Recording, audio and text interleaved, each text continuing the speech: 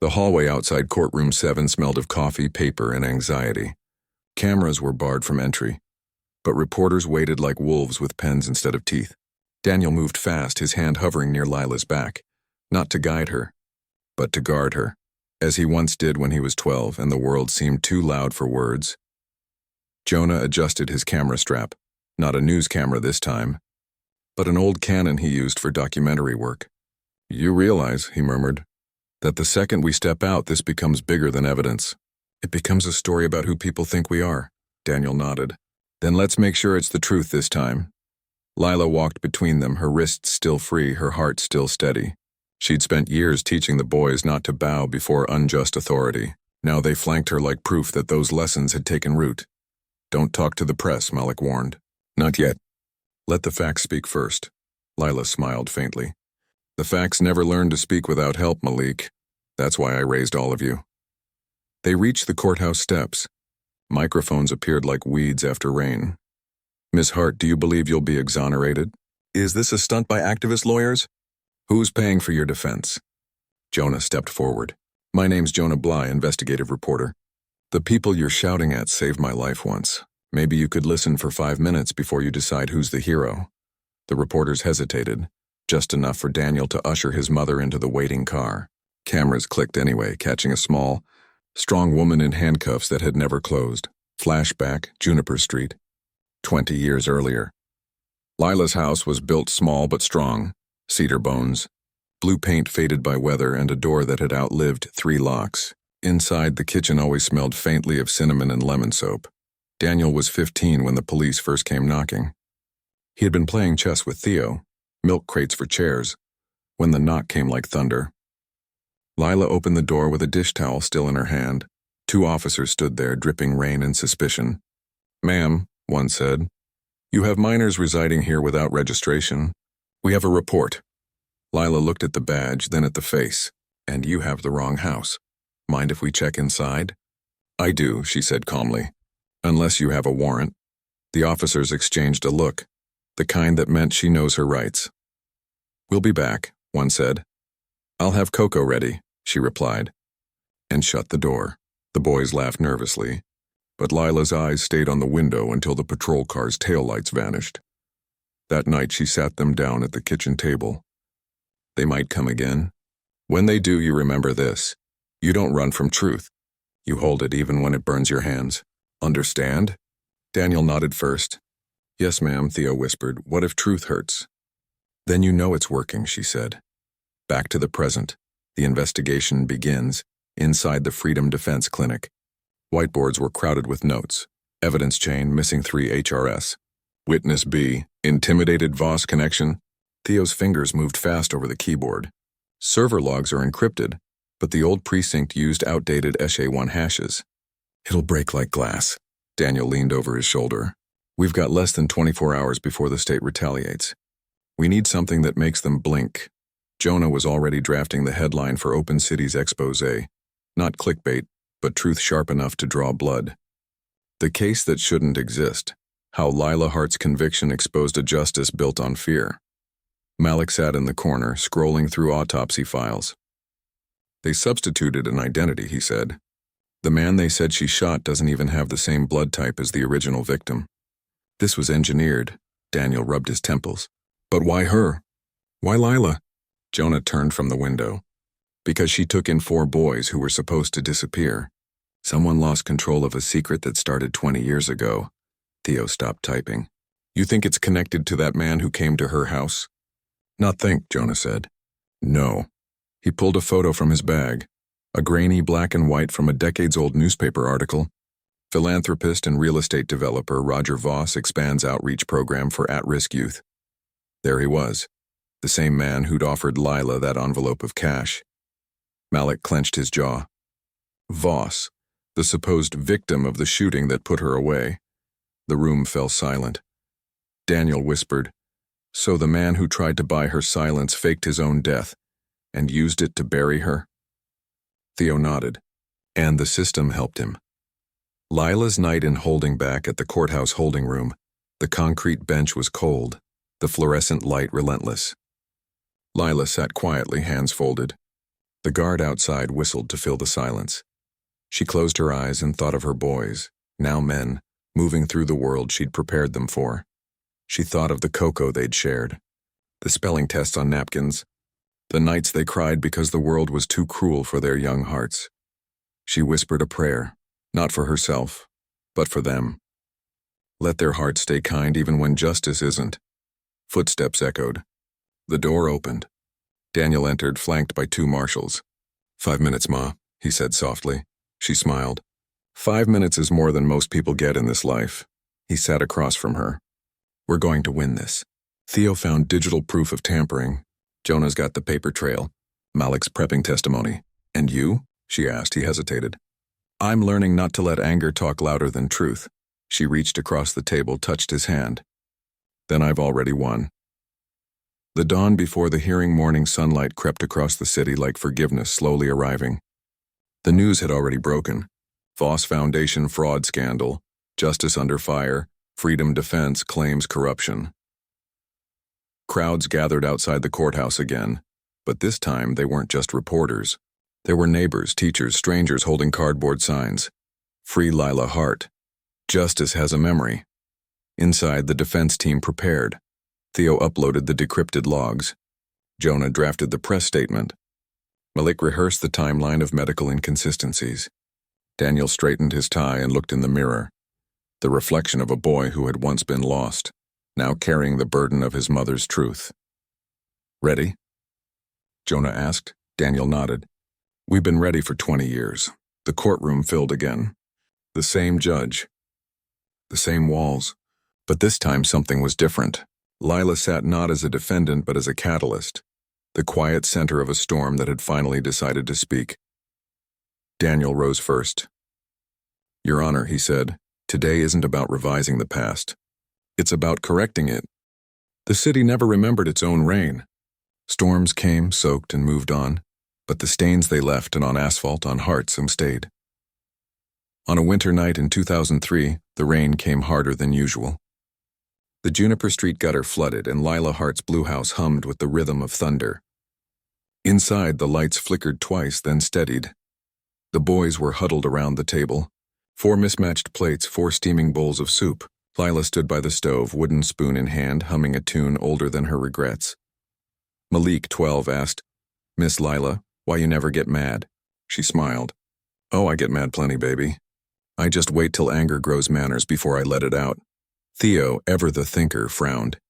That sounds impossible. Then it's worth practicing, she said. Jonah grinned. Practicing like piano? Exactly. Only difference is if you mess up on anger, somebody bleeds. The boys laughed. But Daniel didn't. He was staring out the rain-blurred window. His reflection in the glass was growing sharper. No longer a boy's, not yet a man's. He had seen too much of the world to believe laughter erased pain. Miss Lila? He said quietly. Yes, Daniel. When you tell us to keep our hands clean, what happens if they already ain't? The room went still. Even the thunder paused. She turned from the stove, eyes steady. Then you wash them, Daniel. Every day if you have to. With work, with truth. The world will try to dirty them again, but if you keep washing, you'll remember they're yours. He nodded. He didn't believe her yet, but he wanted to. The stranger who came back 3 weeks later, he returned. Roger Voss, the man with the expensive coat and the smile that pretended to be charity. It was late again, 9:47 p.m., the hour he'd probably learned was safest to visit poor neighborhoods, dark enough to look generous, not dangerous. Lila was grading papers from her part-time job at the community school when the knock came. She opened the door a crack. You're trespassing, she said evenly. Mrs. Hart, he replied. I'm here to make peace. You don't make peace with envelopes, he chuckled. The way men chuckle when they think civility is victory. This isn't about money this time. It's about safety. Those boys, they ran from something bigger than you realize. Bigger than me, even. She crossed her arms. You have 3 minutes. Voss stepped closer, lowering his voice. They came from a research shelter, a privately funded behavioral program. It wasn't government-run, but it was sophisticated. We were testing educational models for trauma rehabilitation. You mean experimenting on children? His jaw tightened. That's a harsh word for hope. No, she said. It's the right one. He looked at her for a long moment. You're making a mistake, Mrs. Hart. There are people who won't forgive what those boys saw. Then they can take it up with me, she said. I've lived long enough to know what fear looks like, and you smell just like it. He smiled thinly. You can't protect them forever. I don't have to, she said. Just long enough for them to learn how. And she closed the door. The years that built. Men the boys grew under that roof like wildflowers through cracks in concrete. Daniel took to law before he ever saw a courtroom. He learned to argue at the dinner table, not to win, but to understand. He would stand by the window late at night reading library books about justice and fairness, whispering definitions to himself like prayers. Malik found medicine in kindness. He was the one who patched scraped knees, who sat with Theo during asthma attacks, who walked Jonah to school when bullies lurked at the gate. Theo, the quiet one, turned machines into friends. He built his first computer from discarded parts he found behind the local radio shop. When it finally powered on, he named it Mercy. And Jonah, the youngest, loved stories, the way words could rescue memories. He kept journals under his pillow, pages filled with lines like, maybe the truth doesn't shout. Maybe it waits. Through their teenage years, Lila's house became more than shelter. It was a school for souls. She taught them how to cook, how to iron shirts, how to speak gently even when angry, but she also taught them what silence costs. The night of the fire, it started with a phone call. Lila was working the night shift at the downtown office building, mopping marble floors that reflected nothing of her life. Her supervisor, a kind woman named Doris, handed her the phone. It's Daniel, she said. He sounds scared. Miss Lila? Daniel's voice trembled. Someone broke in. It's him, Voss. He found us. Her heart stopped. Are the others safe? They ran out the back. He's looking for me. Don't move. I'm coming. She dropped the mop and ran, 3 miles in shoes not meant for running, through puddles and headlights in disbelief. When she turned the corner onto Juniper Street, the world she'd built was on fire. The blue house was bleeding orange light. Sirens screamed. Neighbors shouted. Daniel was on the ground, coughing smoke, shouting something that didn't sound like words. Lila fell to her knees beside him. Where are the others? Safe, he rasped. Miss Lila, he tried to, He couldn't finish. She looked up. Through the smoke, a figure in a dark coat limped toward a waiting car. Voss. And for the first time in her life, Lila Hart ran toward danger. The gun and the river witnesses would later say they saw her chase him through the alley that led down to the riverbank. The rain had returned, cold, relentless, mixing with ash and sirens. When she reached him, Voss turned, a gun in his hand. Stay back, he hissed. You don't understand what you're protecting. You hurt my boys, she said. That's all I need to understand. He pointed the gun. She didn't flinch. Do it, she said. But remember, when you shoot me, they'll grow up knowing what you were. His hand shook. For a moment, she saw fear. Real fear. Not of her, but of exposure. A flash, a sound, a scream, and then it's silence. When the police arrived, Roger Voss was gone. The gun was found in the mud. Lila's fingerprints were on it. The case was sealed before morning. The years of silence, they called it manslaughter. They called her a dangerous woman hiding behind charity. They called the boys runaways corrupted by sympathy. They didn't call it what it was, a cover-up. Daniel tried to speak at her trial. The court silenced him for being emotionally compromised. Theo's evidence was dismissed as inconclusive. Malik's medical report was lost in clerical delay. Jonah's testimony was never heard. He wasn't yet.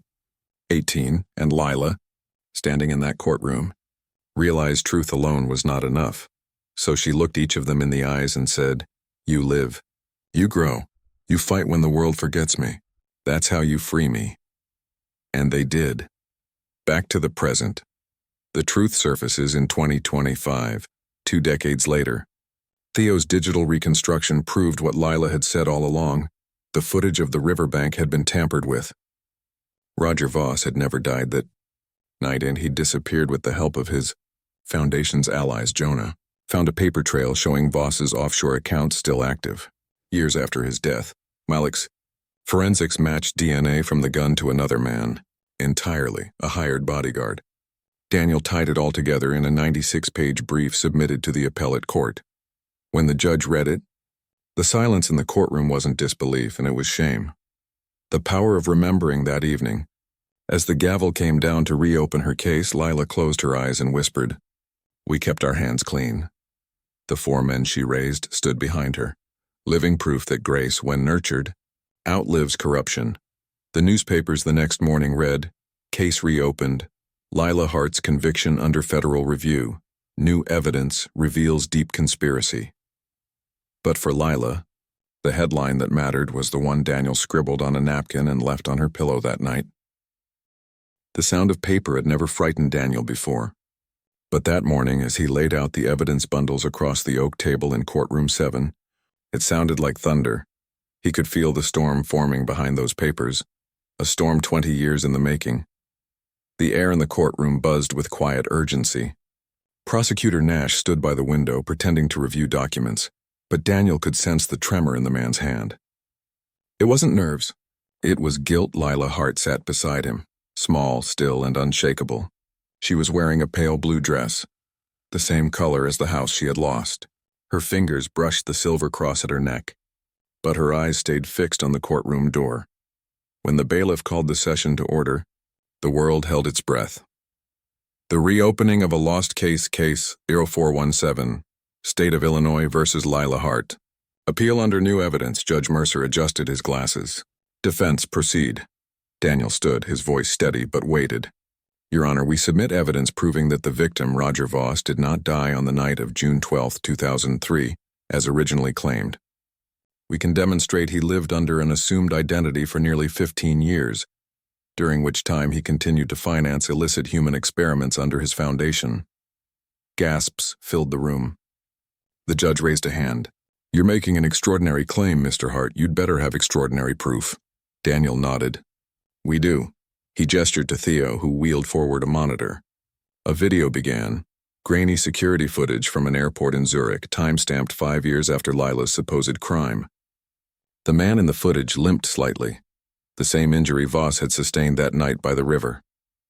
But most damning of all, he looked into the camera for a brief second, and his face, unmistakably Voss, passed through a biometric match. Malik added quietly, We ran genetic markers from the recovered cigarette butt at the Zurich hotel. It's the same DNA that was on the gun handle, meaning whoever framed her left traces of himself at both scenes. Prosecutor Nash rose, trying to object, but the words came out weak. Your Honor, this could have been fabricated, Theo interrupted calmly. Each frame is hash verified across 3 international databases. You can replicate it right now. Judge Mercer leaned forward, jaw set. Then let's do that. The cracking of a lie for 15 silent minutes, the courtroom became an evidence lab. Theo navigated digital timestamps, explained metadata differences, walked the judge through signature mismatches. Even Nash's assistant stopped taking notes and simply stared, disbelieving. When the playback ended, Mercer exhaled slow. This man, the supposed victim, had traveled internationally, using the alias Richard Vale. His foundation made multiple wire transfers to the same offshore, accounts that received funds from the original Voss Trust. He turned to Nash. And you had no record of this? Nash's voice was thin. No, Your Honor. Then I suggest you start looking, Mercer said. The gavel struck once. The sound rolled through the gallery like a heartbeat returning after years of silence. Behind closed doors. That night, in a quiet office on the 15th floor of the Voss Foundation building, 3 men sat in shadow. The eldest, a man in a silver tie, spoke first. How much does she know? Enough, said another, tapping the desk nervously. Her sons uncovered the Zurich account. If they keep digging, the other programs will surface. The shelters, the trials. Then bury them, the silver-tied man snapped. Same way we buried her. But that didn't work last time, the youngest said quietly. And this time everyone's watching. The room went silent. Outside the window, thunder rolled again, as if the sky itself had started keeping score. The sons and the plan back at the Freedom Defense Clinic. The 4 brothers gathered around their mother. Theo was cross-referencing server logs, Malik reviewing medical archives, Jonah editing a documentary titled The Woman Who Raised Justice. Daniel had barely slept. He stared at the chalkboard where 3 words were written in capital letters: truth, mercy, repair. Lila spoke first. You boys can't keep carrying this war. It'll eat you alive, Daniel turned to her. You didn't raise cowards, Ma, you raised builders. But you can't build on lies, she smiled softly. Then remember, builders don't swing hammers at people and only at walls. Theo raised a hand. We found the wall, Mom, and then it's bigger than we thought. The research shelter you rescued us from wasn't charity. It was a controlled experiment funded by the Voss Foundation. They were testing cognitive adaptation on orphaned children. Malik swallowed. That's why we don't remember parts of it. Jonah's voice cracked. And you risked everything to pull us out. Lila nodded, her face calm but shadowed. You were children. I wasn't going to let them turn you into something you weren't born to be. Daniel leaned forward. Then this isn't just about clearing your name. It's about making sure no one else disappears into their kindness. The broadcast Jonah's documentary went live 2 nights later. It began with a single image. Lila Hart, 48, in her orange prison uniform, reading aloud from a letter. If truth cost me my life, then it's the cheapest price I've ever paid. Then it cut to footage of her release, Theo's data maps, Malik's interviews with victims of rehabilitation homes, and Daniel's closing argument that justice should never be a privilege for the rich. Within 6 hours, the video had 2.4 million views. Within 12, national outlets were calling. Within a day, the Voss Foundation's website was offline. Protesters began to gather outside its glass walls. The same city that once believed Lila guilty now chanted her name like a hymn. The counterattack, but power does not go quietly. The following morning, a smear campaign began. News headlines painted the brothers as opportunists, claiming they were using their mother's tragedy for fame. Social media flooded with edited clips implying Lila had taken money from Voss before his death. When Daniel saw the news, he slammed his fist on the table. They're rewriting it again, just like 20 years ago. Theo didn't look up from his screen. Then we rewrite faster. He opened his laptop. I'm mapping every article, every fake account, every server linked to their PR firms. If they want to fight with shadows, we'll fight with light. Malik stepped closer. That's dangerous. So was telling the truth, Theo said. The revelation 3 days later. Everything broke. An anonymous whistleblower, a woman named Iris Callow, reached out to Jonah with proof. She had worked for the Voss Foundation's internal communications team. She revealed that Lila's trial had been influenced by private donations to the state prosecutor's re-election campaign, money funneled through fake charities. Jonah met her in a small diner outside the city. She looked exhausted but resolute. I was young, she said. They told me I was helping the community. I didn't realize I was helping them erase people. Why now? Jonah asked. Because she believed in mercy, Iris whispered. And I can't live with what we did. He slid her a recorder. Tell the world then. Her testimony hit national television the next morning. Judge Mercer ordered a full inquiry into the Voss Foundation, its trustees, and the prosecutors involved. The Department of Justice opened an investigation. And for the first time in 20 years, people started asking not, who killed Roger Voss, but who was he working for? Lila's reflection that night, sitting by her window with a cup of tea. Lila watched the city lights tremble across the river. Daniel stood beside her. Quiet. You know, she said softly. I used to hate that river. Thought it took everything from me. Now I think it just carried my story where it needed to go. Daniel smiled. It carried us too, Ma. She turned to him. Then promise me something. Anything. When this ends, when my name's cleared, and don't make it about revenge, make it about repair. The world already has enough people breaking things. He nodded slowly. Then we'll rebuild, Ma, in your name. The last knock at 2:47 a.m., someone knocked on the door of their safe house. 3 slow knocks. The same rhythm as 20 years ago. Jonah opened it cautiously and froze. A woman in a dark coat stood there, her hands trembling. She looked familiar. Iris? He said. She shook her head. No, my name's Angela Voss. The room fell silent. Roger's daughter, Daniel said. She nodded. And I'm here to finish what he started, but not the way he wanted. You're not the only ones who lost someone to his lies. Lila rose slowly from her chair, eyes narrowing. Then sit down, Angela, she said, and tell me what really happened the night he died. The storm came again. Not rain this time. Headlines, subpoenas, and the roaring flood of truth breaking its levees. For 20 years, they buried Lila Hart beneath paperwork and silence. Now every lie was coming up gasping for air. The woman at the door, Angela Voss, stood dripping from the rain on the doorstep of the Freedom Defense Clinic. Her coat was soaked, her eyes rimmed red, and her voice shook like a confession trying to find courage. "You're him," she said, looking at Daniel, the oldest, the one my father called the mistake he couldn't erase. Daniel tensed.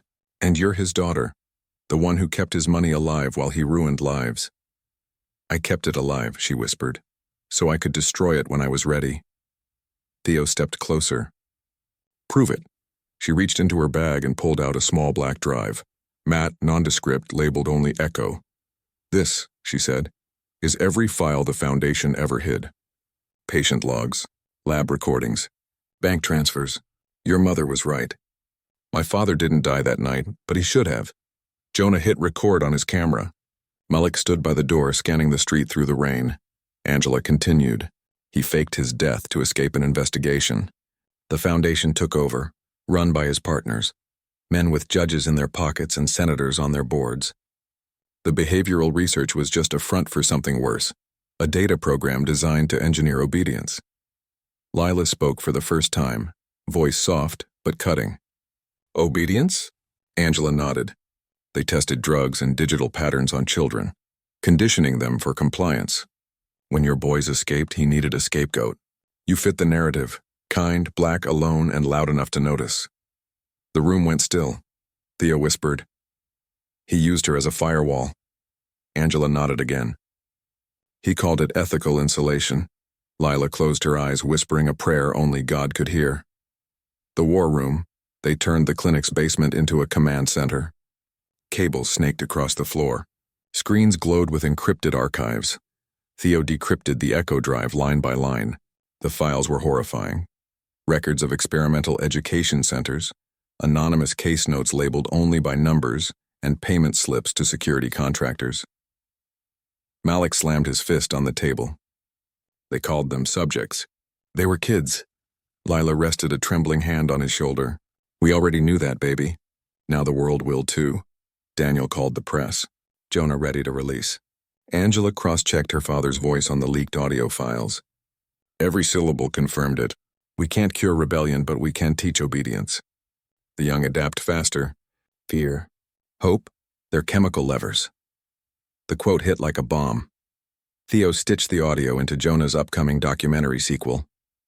Echo, the silence they bought. Jonah looked at Lila. "When this goes live, they'll come after us," she nodded. "Then let them. I've been silent long enough. The retaliation, they didn't have to wait long. At midnight, their office power went out. At 12:07, Malik's phone buzzed. A single message. Stop digging. By 12:09, police cars pulled up outside the clinic. Hands where we can see them. Federal investigation.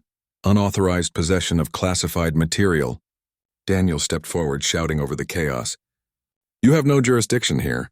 We filed whistleblower protection under Article 645. The agents ignored him. Two of them grabbed Theo's laptop, another cuffed Jonah. Lila rose slowly, eyes burning like coals. "You come into my house," she said quietly, "without a warrant? You put hands on my sons again?" The lead agent froze. The air shifted. Even the younger officers hesitated. She stepped closer, her voice low but sharp enough to cut marble. "I buried fear 20 years ago. You don't scare me anymore." Daniel placed a hand on her arm. "Ma, don't—" But before he could finish, Angela Voss stepped forward. "You're under orders from the Voss Foundation's private counsel, aren't you?" "Not the government." The agents hesitated.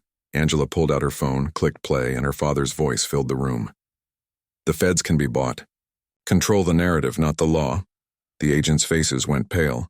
One by one, they backed toward the door. No orders, no warrants, just guilt, and when they left, "They didn't take the laptops," Jonah whispered. "They're scared," Daniel replied. "Good. Fear's only dangerous when it's ours." The broadcast heard around the world. 2 days later, Jonah's documentary went live. uploaded across encrypted nodes mirrored worldwide. It couldn't be deleted. It couldn't be silenced. The opening shot. Lila standing in front of the courthouse steps, rain on her face, voice steady. For years they told me to be quiet. I learned something in prison. Silence doesn't protect truth. It buries it. Then came the footage. Children's records, Voss's voice, and Angela's testimony confirming her father's crimes. Within 24 hours, it hit 10 million views. Within 48, the Department of Justice announced a full federal investigation into the Voss Foundation. And within 72, the Illinois Supreme Court vacated Lila Hart's conviction. The courtroom that once caged her now stood to applaud her. The price of truth freedom didn't come with joy. It came with mourning. That night, as celebrations filled the streets, Lila sat alone in her small apartment, tea steaming in her hands. Angela entered quietly. "You're free," Lila smiled faintly. Freedom's a funny word. It's heavy like grief. Angela sat beside her. "I used to think my father's legacy was wealth. Turns out it was the people strong enough to undo him." Lila looked at her, eyes kind. "Then you finish what he couldn't. Make the money build what it once destroyed." "I will," Angela whispered. The betrayal, but peace was brief. The next morning, Theo discovered something chilling. "The Echo drive isn't complete," he said. "There's another partition, encrypted under a ghost file name Heart02. When he opened it, the truth cut deeper than any headline. Inside were psychological reports, detailed profiles of Lila and the 4 boys, observation logs, behavioral predictions, notes written by Roger Voss himself. Subject L1, resilient, dangerous, could inspire dissent if left unchecked. If removed, test continuity assured through subjects D1J4, group dynamic preserved. Daniel's breath caught. He didn't just frame her. He designed her trial as an experiment to see how we'd react. Malik whispered, "We were his data." Lila stood frozen. "Then we rewrite the data." The final choice later that week. The DOJ offered her something unprecedented. Immunity, reparations, and a public apology, if she agreed not to pursue the private financiers behind the foundation. Daniel read the offer out loud. "They're scared of exposure." Lila closed her eyes. "It's not about me anymore. It's about making sure no other mother gets buried because a powerful man wanted to test obedience," Jonah said softly. "So what do we do?" She looked at her sons and all 4 of them and then smiled. "We do what we've always done," she said. "We tell the truth louder than their lies." The trial of the system 3 months later, Lila Hart sat not as defendant but as witness number 1 before a federal ethics committee. The hearing was broadcast live. Millions watched as she told her story, calm, unflinching, her words surgical in their precision. "You call it research. I call it cruelty in a lab coat. You call it data. I call it stolen childhoods. And you call it justice. I call it business." By the time she finished, the room was silent. The chairwoman of the committee had tears in her eyes. The foundation was dissolved. The executives indicted, but Lila didn't gloat. She only whispered, "Now maybe Mercy can breathe again." The fire in the Phoenix that evening, the brothers returned to Juniper Street. The blue house was gone, replaced by a community center under construction. A banner hung on the fence. "The Hart Foundation, building futures from truth." Malik said, "It's beautiful." Theo added, "It's ours." Jonah filmed the first frame for his next story. Daniel turned to their mother. "You ready to go home?" Lila looked at the rising walls, then up at the sky. "Home?" she said softly. "I think we're already there." The world didn't change overnight. It rarely does. But sometimes it only takes one soul, steady, scarred, and unafraid, to remind humanity what truth sounds like when it refuses to whisper anymore. Lila Hart became that sound. 1 year later, a year after her release, the headlines were no longer about injustice. They were about impact. The Hart Foundation had transformed Juniper Street into a sanctuary of second chances. The lot where her house once burned was now a modern glass and brick building. Classrooms, therapy rooms, and a tech lab glowing with hope. Its motto, carved in steel above the entrance, "Mercy is not weakness everywhere." The story of Lila Hart, the woman who raised 4 sons from the ashes of lies, became a lesson in schools, a sermon in churches, and a case study in law schools. But Lila herself never took the stage. She preferred the garden behind the building, where she planted lavender and rosemary for peace and memory. Because peace without memory, she said once, is just sleep. The circle of sons on a mild spring afternoon. Her 4 sons gathered there, the same boys she'd once fed soup on rainy nights. Now men of consequence, Daniel, now a senator, was drafting the Transparency and Justice Act, ensuring all closed trials be reviewed every decade for misconduct. Malik, now chief surgeon at Lakeside Medical, had opened free trauma clinics for victims of abuse and experimentation. Theo, the tech visionary, ran LightChain, a blockchain evidence archive storing unalterable court documents worldwide. And Jonah, the journalist, had won the Pulitzer for his trilogy of documentaries, The Woman, The War, The Word. But that day, they weren't heroes. They were sons again. Lila sat on her garden bench wrapped in a shawl, her once dark hair now silver like mercy itself. She smiled at them. "You all look so tired. Did truth wear you out?" Daniel chuckled softly. "Truth's a full-time job, Ma." "Good," she said. "Means you're working." Theo knelt beside her. "You sure you shouldn't be resting?" She shook her head. "I'll rest when I'm no longer useful. Till then, I've got weeds to pull and people to remind." Malik knelt too, gently checking her pulse out of habit. She smirked. "Still beating, Doctor?" "Strong as ever," he said, though his eyes said otherwise. Jonah turned his camera off.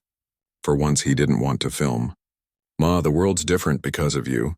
She smiled faintly. "Then I did my job. But it's your turn now. Promise me you'll keep building light while not just exposing darkness." They nodded, each one fighting the weight of that promise. The speech that changed the world a week later, Lila received an invitation from the United Nations Human Rights Council to speak at the annual summit on justice reform. At first, she declined. "I'm not a speaker," she told Daniel. "You spoke truth for 20 years, he said. "The world's just catching up." So she went. The hall was vast, filled with delegates from over 50 nations. Cameras lined every aisle. When she walked to the podium, no one breathed. Her voice was quiet at first, but clear. 20 years ago, I was called dangerous for loving children who weren't mine. I was called guilty because my truth was inconvenient. I was told to wait for justice, as if time itself could cure corruption. She paused, eyes sweeping the room. But I didn't wait. Because injustice grows while we hesitate. Justice only moves when we push. She lifted her hand slightly. Mercy is not a weakness. It's the fire that forges better worlds. And I learned something in prison. Freedom isn't the absence of chains. It's the presence of purpose, silence, then applause, then standing ovations, then tears from politicians, ambassadors, students, everyone who had ever felt unseen. The quiet goodbye 6 months later. On an autumn morning, Daniel found her in her garden, sitting peacefully beneath the tree she'd planted the year she was freed. She was gone. Eyes closed, smile faint, hands folded around a book of Psalms. The doctor said it was her heart. The sons knew better. It was peace. They buried her under that same tree, the one that bloomed violet in spring and gold in fall. On her gravestone, they carved the words she'd lived by. When they buried me, they didn't know I was a seed. The fire lives on. The day after her funeral, the brothers gathered at the foundation. Reporters waited outside expecting statements. Tears, politics. Instead, Daniel walked out with a single folder. "This," he said into the microphones, "is our mother's last project and the Hart Amendment. It requires every justice system in the world to digitize and preserve all trial data in immutable archives. Forever. So no truth can ever be buried again." He paused, eyes glistening. She used to say, "You can't build justice in secret." Now the world will never again have to. The cameras clicked. The story spread. And by nightfall, her face appeared on murals in Chicago, New York, and Nairobi. A silver-haired woman smiling beneath the words, "Mercy is power." The legacy years passed. The Hart Foundation expanded across continents. Prisons turned into schools. Abandoned shelters became centers for healing. Theo's technology became the backbone of digital justice worldwide. And in every country that adopted the Hart Amendment, A plaque was placed in courthouse lobbies that read, "This building stands on the shoulders of a woman who refused to bow." The final scene 20 years later, Jonah stood in that same garden, now filled with children laughing, playing among the lavender. He was filming the final chapter of his mother's story. He spoke softly into the mic. "Some stories are too heavy to carry, but when you tell them right, they start to walk on their own. My mother taught me that love isn't soft. It's steel wrapped in kindness. She took in 4 broken boys and made them brothers. She took injustice and made it teach. She took pain and turned it into policy." He looked at the camera one last time. They called her dangerous. They were right. She was dangerous to the kind of world that forgets compassion. Jonah lowered the mic. Behind him, the sun fell through the trees, lighting the memorial stone like fire, and in that glow, it almost seemed like she was still there, humming, smiling, teaching them to keep their hands clean. Epilogue. The letter 5 years later. A sealed envelope arrived at the foundation. Inside was a letter and written in Lila's hand. "My boys, if you're reading this, I'm finally home. Don't mourn me. Water the seeds I left behind. Remember, truth is not a sword. It's sunlight. Let it grow things, and when people ask who you are, tell them, we are what mercy made. Love, Mama Lila." Jonah framed the letter in the front hall under a single warm light. Every visitor stopped there first, before they saw the awards, the archives, the history, because that light was where the story truly began.